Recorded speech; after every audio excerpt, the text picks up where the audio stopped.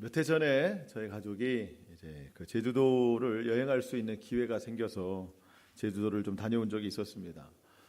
저희 가정만 간 것은 아니었고 많은 목사님 그 가정들과 함께 이제 제주도를 좀 갈 일이 있었던 그런 기회가 있었어요. 근데 주최 측에서 이제 배려를 해주셔가지고 물론 이제 숙소는 이제 한 곳에 딱 정해졌지만 낮에 여행은 각 가정별로 할 수 있도록 그 가정마다 승용차 한 대를 이렇게 렌트를 해줬었어요. 그래서 자유스럽게 여행을 좀 할 수 있도록 그렇게 배려를 해주었었습니다. 사실 뭐 저에게는 그게 더 부담스러웠죠. 왜냐하면 저는 여행하고 별로 이렇게 친하지가 않고 여행에 발달이 되지 않는 사람이라 스스로 뭔가를 해내야 된다는 것이 사실은 좀 부담이 됐었어요. 그래서 저와 제 아내 그리고 자녀 둘 이렇게 해서 네 사람이 제주도에 정말 재미있는 여행을 해보고자 해서 그때부터 저는 이제 인터넷 검색을 시작했습니다. 그래서 제주도 가볼 만한 곳, 제주도 맛집 뭐 이런 걸 막 한참 찾았어요. 이렇게 해서 뭐 이건 어떠냐, 저건 어떠냐 가족 회의도 하면서 그렇게 이제 제주도 일정을 이렇게 딱 잡아 나갔습니다. 그 중에 아주 특별한 경험을 좀 해보자고 해서 잠수함 타는 것을 예약했어요. 잠수함.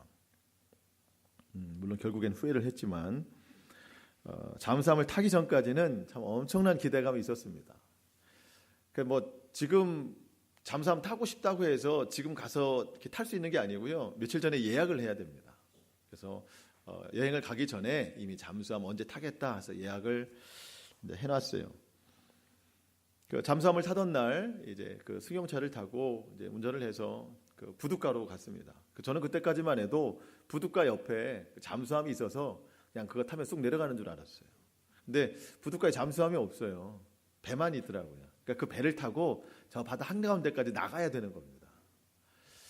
근데 그날 이 잠수함을 과연 탈 수 있을까 못할까 그럴 정도로 풍랑이 굉장히 많이 일어났었습니다. 그래서 많이 너무 이제 풍랑이 세면은 잠수함을 이제 탈 수가 없는 상황이어서 한참 이제 기다리는 터에 오늘 뭐 그래도 할만하다 해서 결정이 내려져서 준비된 배를 타고 잠수함 있는 데까지 이제 갔어요. 가는 도중에 이 파도가 얼마나 심한지 막 속이 이미 말이 아닙니다. 가는 시간이 그렇게 오래 걸리지는 않았어요. 근데 제가 체감하는 시간으로는 너무 오래 걸리는 것 같은 거예요. 저 멀리에 이제 잠수함이 보입니다. 잠수함 근처에 가서 도착해서 이제 제가 타고 간 배에서 잠수함으로 갈아타야 되는데 보통 이게 그냥 이제 탈 것 같은데 너무 위험한 거예요. 파도가 너무 높이 일고 있는데 그 바다 한가운데에서 이 배에서 잠수함으로 갈아타야 되는데 너무 안전장치도 잘 안 돼 있는 것 같고 막 요동치는 그 상황 가운데 그걸 건너가서 타야 된다는 것이 보통 위험한 상황이 아닙니다. 그러니까 발을 자칫 헛디디면 정말 큰일 날 상황이 되는 거예요.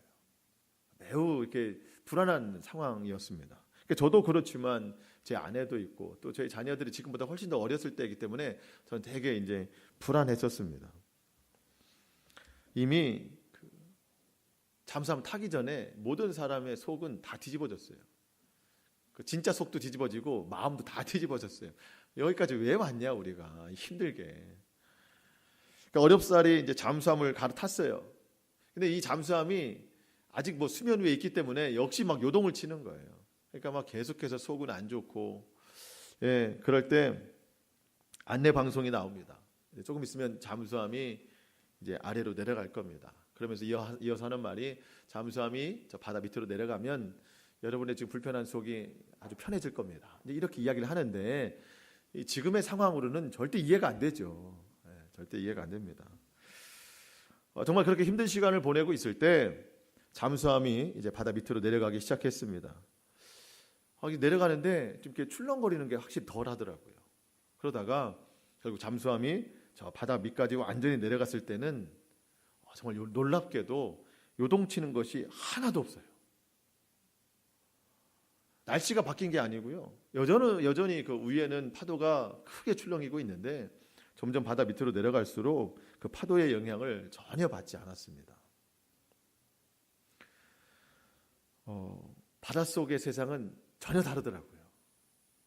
그 물고기가 막 보이잖아요. 잠수함 밖으로 이렇게 창문 밖으로 보이는 물고기들이 막 다니는데 아주 평온하게 떼지어서 우리가 TV에서 본 것처럼 막 그렇게 다녀요.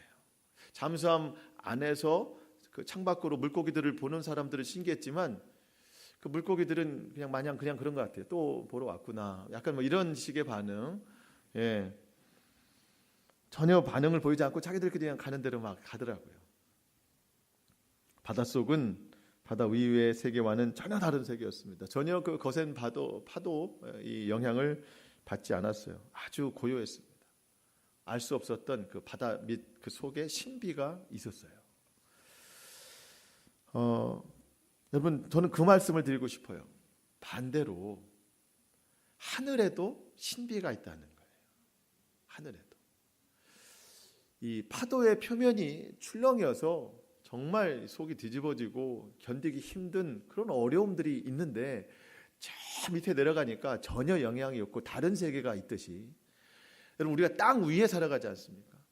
이 땅 위에 얼마나 요동치는 일들이 많아요. 우리가 힘겹고 어렵고, 예, 정말 말 그대로 속이 뒤집어지고 정말 힘든 일들이 많은데, 반대로 저 높은 하늘에는 그런 요동함이 전혀 없다는 거예요.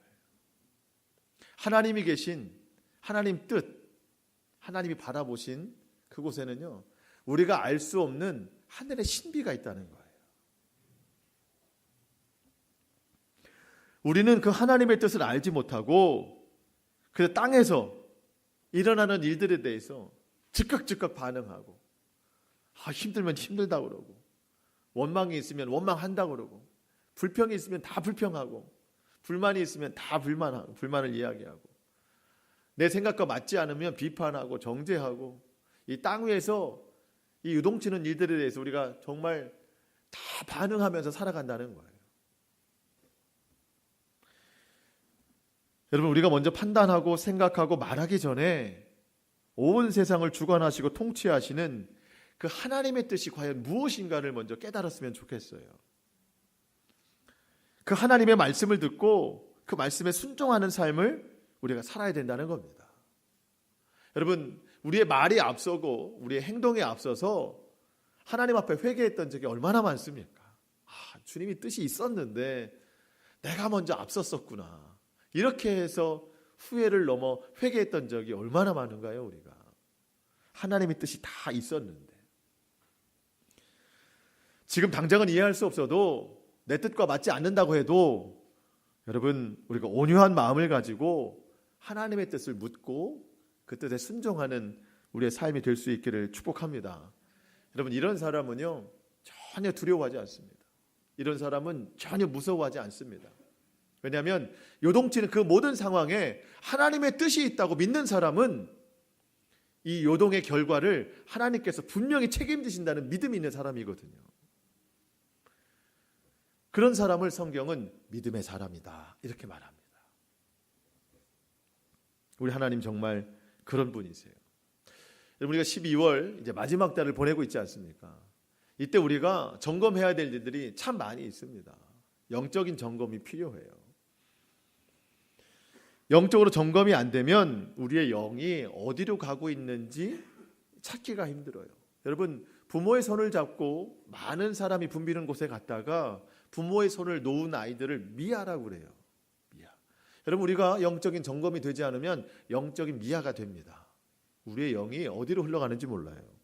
오늘 말씀을 통해서 우리의 영을 잘 점검하고 지금 주님께서 우리에게 원하시는 것이 무엇인가, 특별히 오늘 두 가지를 좀 말씀드리고 싶은데, 이 두 가지 말씀을 잘 듣고 순종의 열매를 올려드리는 우리의 삶이 될 수 있기를 축원합니다. 오늘 우리가 성경에서 보는 인물이 욥입니다. 욥. 정말 인생이 이렇게 힘들 수 있을까? 힘든 거로 치자면 세계 최고. 욥이 그런 인생이었어요. 정말 뭐 힘겹다고 하는 말로는 다 표현할 수 없는 고난과 고통의 연속이었습니다. 여러분, 고난받은 사람들은 참 많이 나와요, 성경에. 특별히 초대교회 사도들은 예수 그리스도의 복음을 전하다가 고난을 받았잖아요. 그런 고난이라면 영광 중에 십자가를 자랑이나 할 텐데, 이건 그것도 아니에요. 알 수도 없는, 이유를 알 수도 없는 이 엄청난 고난과 고통이 매일같이 찾아오는 겁니다. 욥이 무슨 일들을 당했는가 우리 몇 가지만 좀 살펴보면, 먼저 욥에 대한 소개를 성경은 이렇게 하고 있습니다. 욥은 정말 믿음이 대단한 사람이라는 거예요. 믿음이 대단한 사람. 성경은 욥을 소개하기를 욥기 1장 1절에 그 사람은 온전하고 정직하여 하나님을 경외하며 악에서 떠난 자라. 다른 표현들 다 좋지만 악에서 떠난 자다. 여러분, 이것보다 더 훌륭한 표현이 있겠습니까? 믿는 사람들에게. 악을 범하지 않는다는 거예요. 매사에 자신과 자신의 가족들이 죄를 범할까, 그게 염려가 되는 사람입니다. 우리가 알지만 그 욥의 아들이 7이에요. 딸이 3입니다. 자녀들이 생일잔치를 하면은 흥청망청 세상 문화에 휩쓸릴까 봐, 아니면 그 입술에 범죄라도 있을까 봐 생일잔치가 끝나면 다 불러다가 그 자녀들 수대로 번제를 드리는 겁니다. 그러면서 하나님께 그런 기도하는 거예요. 하나님, 내 자녀들이 생일잔치 하다가 혹여 입술로 말 한마디 죄라도 지었다면 주님 용서해 주세요. 이 정도로 하나님 앞에 정결한 사람입니다. 이게 욥이에요. 그러면서 욥을 소개하기를 동방 사람 중에 가장 부유한 사람이다. 이런 소개가 있습니다. 또 뭐 믿음도 좋고 하나님 앞에 전혀 부끄러움이 없고 게다가 부자예요. 이런 사람이 없습니다. 그런데 어느 날 이 믿음의 사람 욥에게 시련이 닥쳐옵니다. 하나님께서 사단을 통해서 욥을 시험하시는 건데, 하나님이 원래 그런 마음을 먹으셨던 것이 아니라 사단이 와서 하나님 앞에 그런 이야기를 하는 거예요. 욥이 저렇게 믿음을 잘 지키는 것은 하나님이 욥에게 많은 축복을 주어서 그런 겁니다. 만약에 가진 것도 하나도 없고 축복 다 빼앗아 가면 아마 저 욥은 더 이상 하나님 섬기지 않을 겁니다. 하나님을 욕하고 떠날 겁니다. 그때 하나님이 사단에게 그런 말씀을 하시죠. 한번 그럼 욥을 시험해봐라. 욥의 몸에는 손대지 말고 욥이 가지고 있는 소유물은 한번 네 마음대로 해봐라. 그것은 욥이 소유와 물질 때문에 하나님을 섬기는 것이 아니라고 하는 사실을 하나님이 밝히고 싶은 것이죠. 사단이 기다렸다는 듯이 욥의 소유물들을 다 빼앗아 갑니다. 그 많던 가축, 짐승들이 하루아침에 다 죽어요. 집에 일을 하던 종들이 하루아침에 다 죽습니다. 여러분, 심지어 자녀들까지 빼앗아 가요. 그래도 욥은 하나님을 원망하지 않습니다. 욥이 하나님 앞에 그런 고백을 해요. 주님, 제가 어머니 뱃속에서 알몸으로 나왔으니까 다시 알몸으로 하나님께 돌아가는 것이 맞습니다. 내게 이 모든 것을 주신 분도 하나님이시니 거두어 가시는 분도 하나님이신 것을 내가 압니다. 내가 이 일로 인하여서 하나님께 찬송을 드립니다. 이렇게 고백을 한단 말이죠. 하나님은 당연한 결과를 얻으셨지만 사단은 이제 굉장히 약오른 거예요. 그래서 사단이 하나님 앞에 그런 이야기를 합니다. 내가 욥의 몸에 좀 손을 대고 싶습니다. 건강을 잃으면 분명 하나님을 원망할 겁니다. 그랬더니 하나님께서 욥의 생명만은 건드리지 말고 그 몸은 네 마음대로 해라. 생명에만 지장이 없도록 하고 그 몸에 손을 대어도 좋다. 그날 욥에게 심각한 질병이 생겼습니다. 온 몸에 종기가 난 거예요. 얼마나 심각하게 났냐면 긁어도 해결이 되지 않는 거예요. 질그릇 조각을 깨서 온몸을 막 긁는데, 피가 나도록 긁는데 여러분, 이게 해결되지 않는 거예요. 대부분 남자들은 알지 않습니까? 신체의 한 부분이 굉장히 가려운 부분들이 있잖아요. 군대 갔다 온 분들은 특별히 더 그렇죠. 여자분들은 잘 모르시나 본데 집에 가서 남편들에게 물어보세요. 어떤 부위인지. 아무리 긁어도 해결이 안 되는 부분들이 있습니다. 무좀이에요. 그걸 그렇게 심각하게 생각하시면 안 돼요. 도대체 뭘까? 이렇게 좀 생각하시는데 남자분들은 대부분 그게 있어요. 여러분, 너무 심각한 질병에 걸린 거예요. 그 모습을 보고 한심해하던 욥의 부인이 욥을 저주하면서 말합니다. 그렇게 심각한 질병에 걸렸는데 나 같으면 하나님을 원망하고 하나님을 떠나겠다. 실제로 그런 말하고 욥을 떠나버렸어요. 그럼에도 불구하고 욥은 여전히 하나님을 원망하지 않았어요. 입술로 죄를 짓지 않았습니다. 여러분, 우리에게 생명이 있는 이유는 뭔가요? 하나님이 우리에게 생명을 남겨두신 이유는 뭔가요?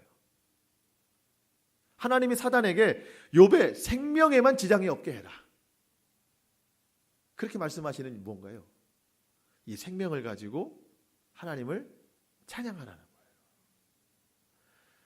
삶이 힘겹고 어려울지라도 원망이나 불평이나 어려움에 대해서 한탄하지 말고 생명을 남겨주셨으니 그 생명을 통하여서 하나님의 이름을 높여드리라는 겁니다. 생명에만 지장이 없게 하라. 왜요? 이 생명 가지고 주님을 찬양하라고, 주님을 높여드리라고. 그래서 우리에게 생명이 있는 이유입니다. 사단이 이러한 시험들을 잘 이겨냈는데 문제는 그 다음이에요.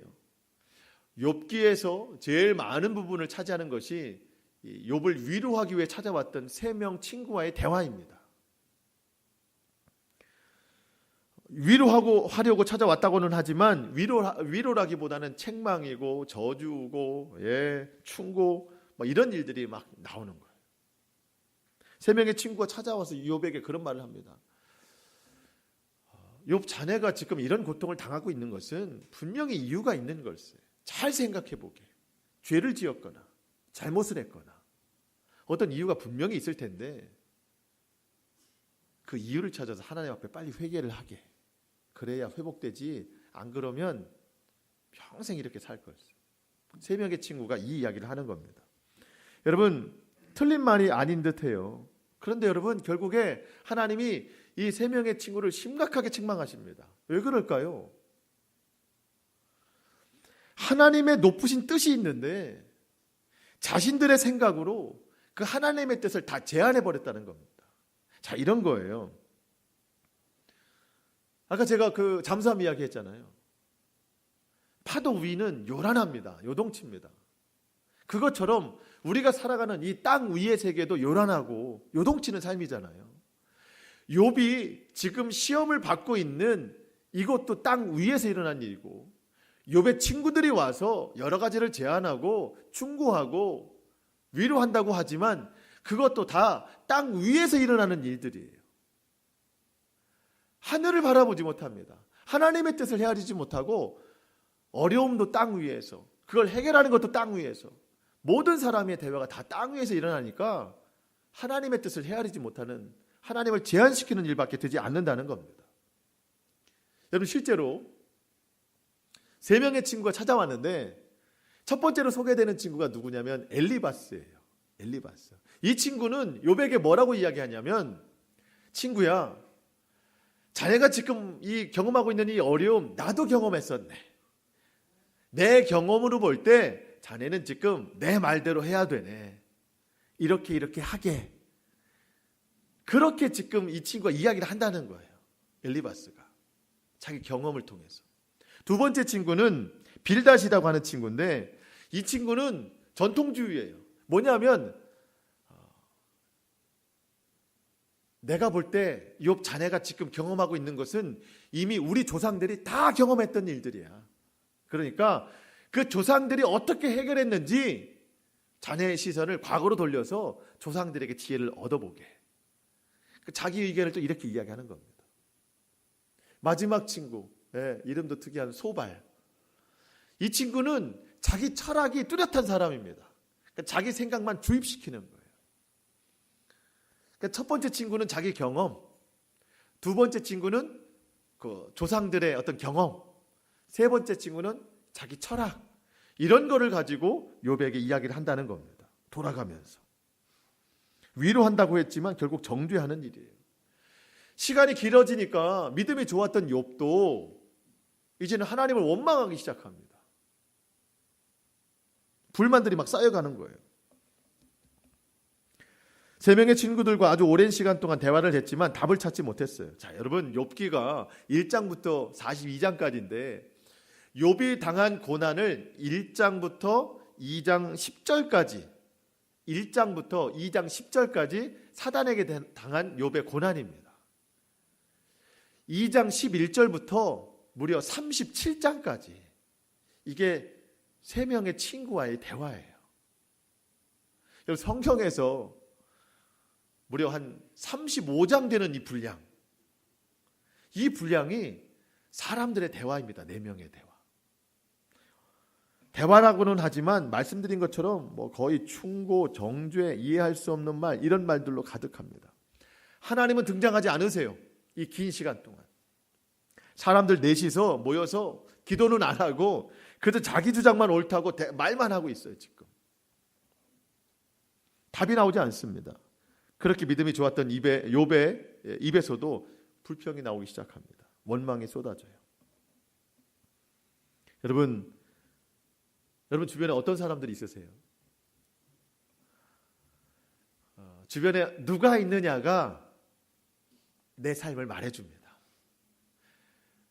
이렇게 세 명의 친구처럼 자기 입장, 자기 말만 하는 사람들이 있을 수 있고요. 어떤 사람에게는 기도하는 사람이 주변에 있을 수가 있습니다. 영적인 사람이 있을 수가 있는 거예요.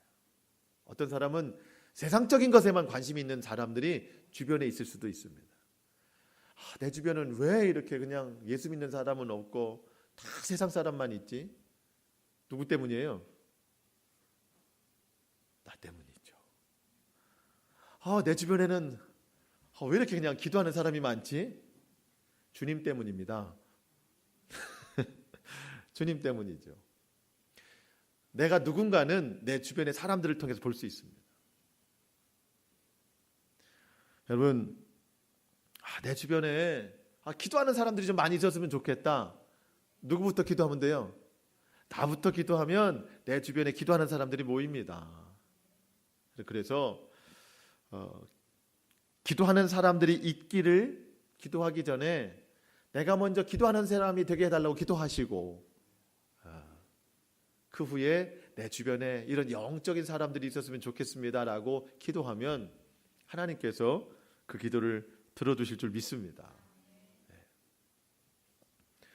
37장까지 그냥 계속해서 네 명이 대화를 하는데 하나님이 등장하시지 않다가 38장에서 등장하십니다.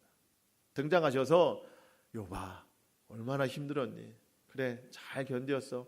내가 너를 위로해 줄게 하셨으면 얼마나 좋았을까요? 그런 말 한마디도 안 하세요. 갑자기 친구들과 이 대화가 너무 힘들었는데 하나님이 갑자기 등장하시더니 엄청난 것들을 막 질문을 하시는데 사람의 힘으로는 다 대답할 수 없는 그런 것들을 막 질문하세요. 그 욥이 어느 정도 짜증이 났냐면 하나님이 되셔서 그런 걸 나한테 질문하시면 어떡합니까? 저 대답 안 할 겁니다. 이 정도로 힘든 질문을 하시거든요.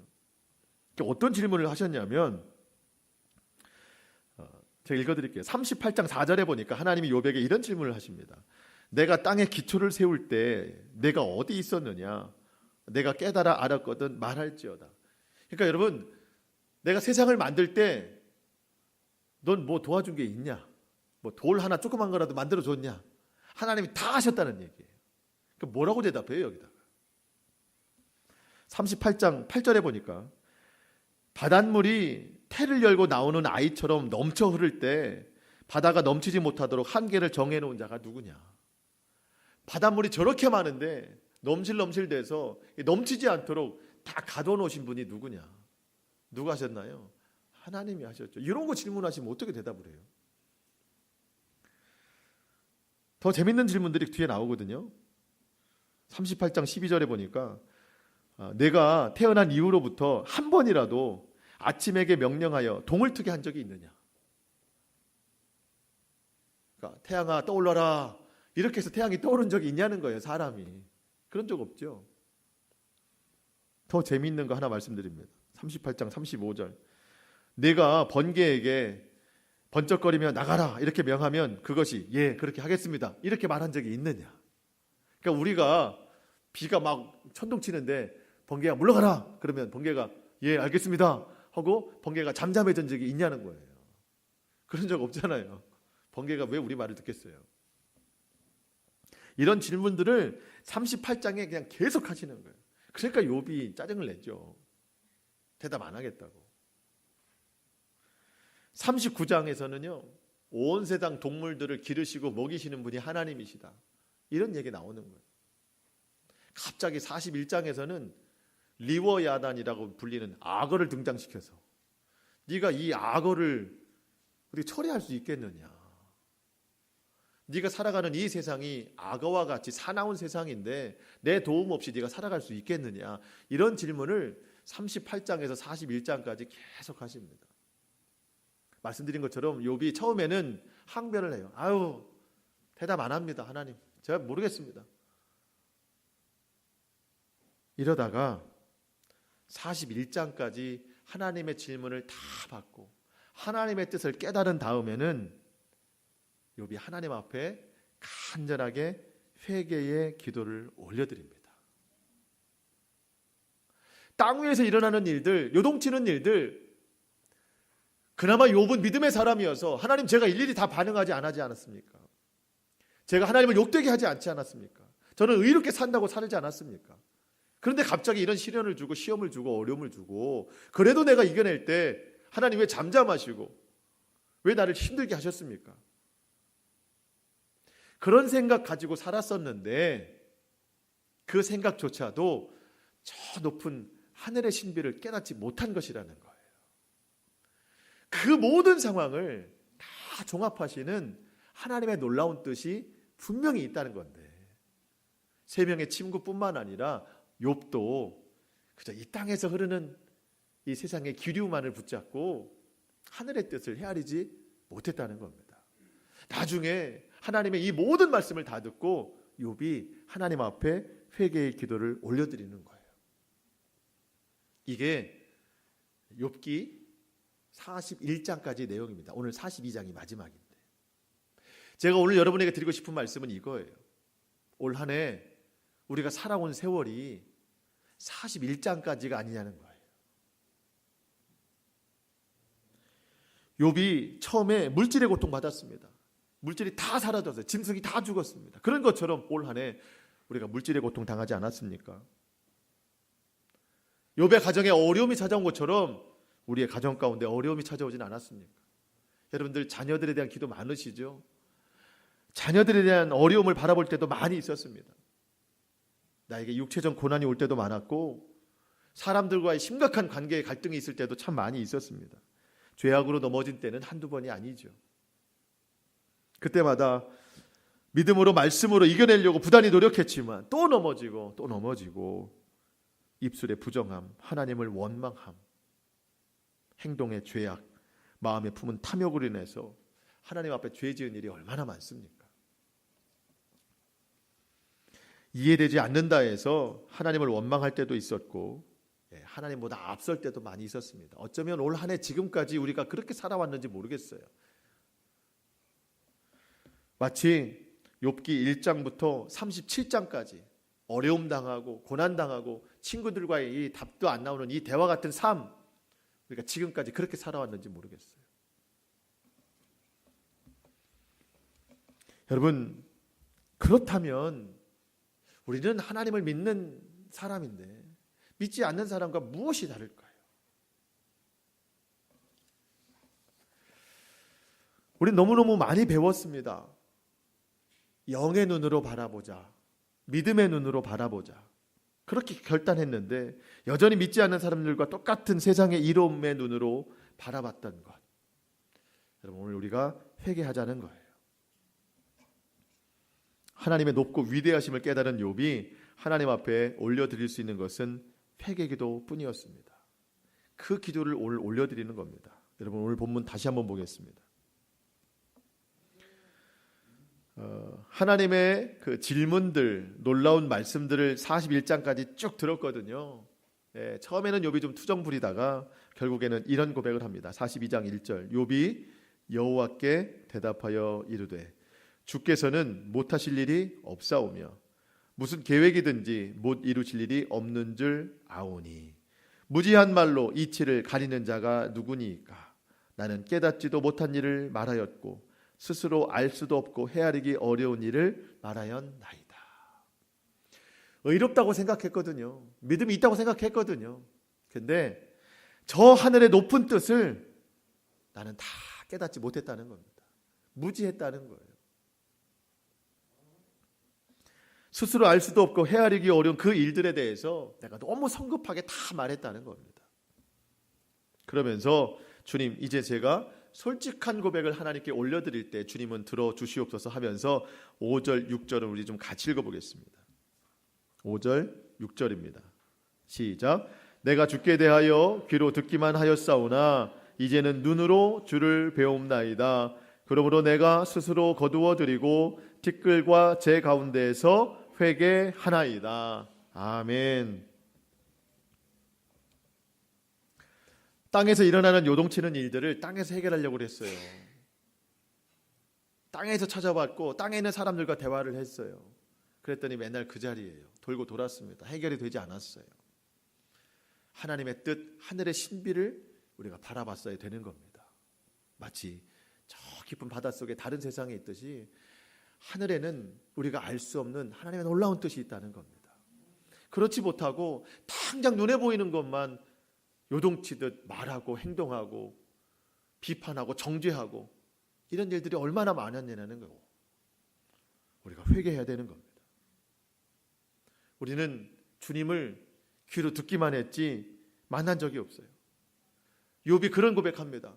평생 자기가 주님 만났다고 생각했는데 주님, 내가 지금까지 주님을 귀로 듣기는 했으나 이제 주님을 만나봅니다. 이제 깨달아서 주님을 직접 대면한 것 같습니다.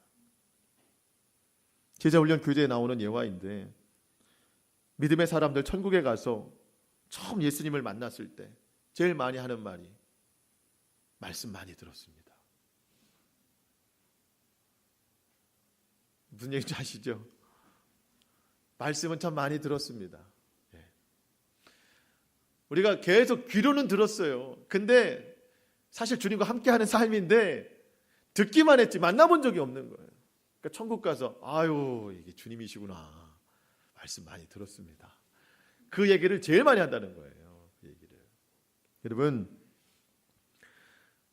우리 얼마나 많이 예수님에 대해서 듣습니까?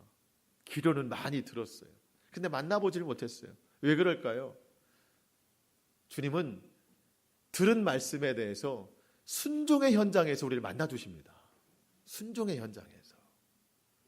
말씀만 많이 듣는 게 아니라 들은 말씀을 순종할 때 그 순종의 자리에서 우리를 만나주시는 거예요. 욥이 오늘 그런 자리인 겁니다.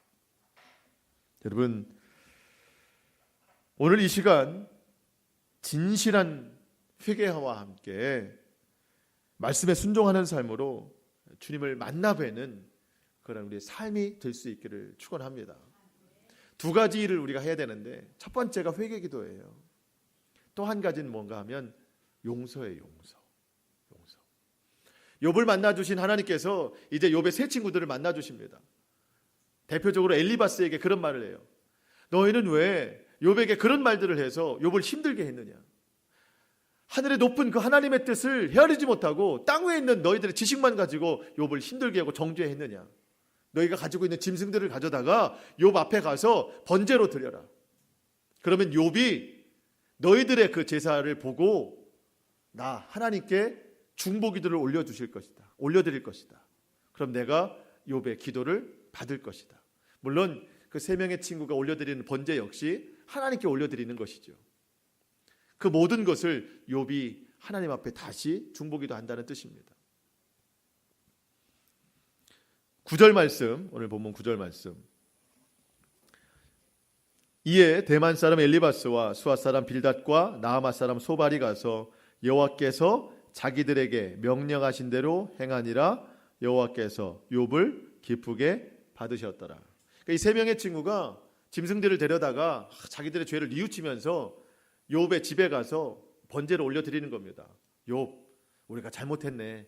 하나님 앞에 이 번제를 올려드리네. 그러니까 자네가 이 모든 것을 하나님 앞에 기도로 올려드리게.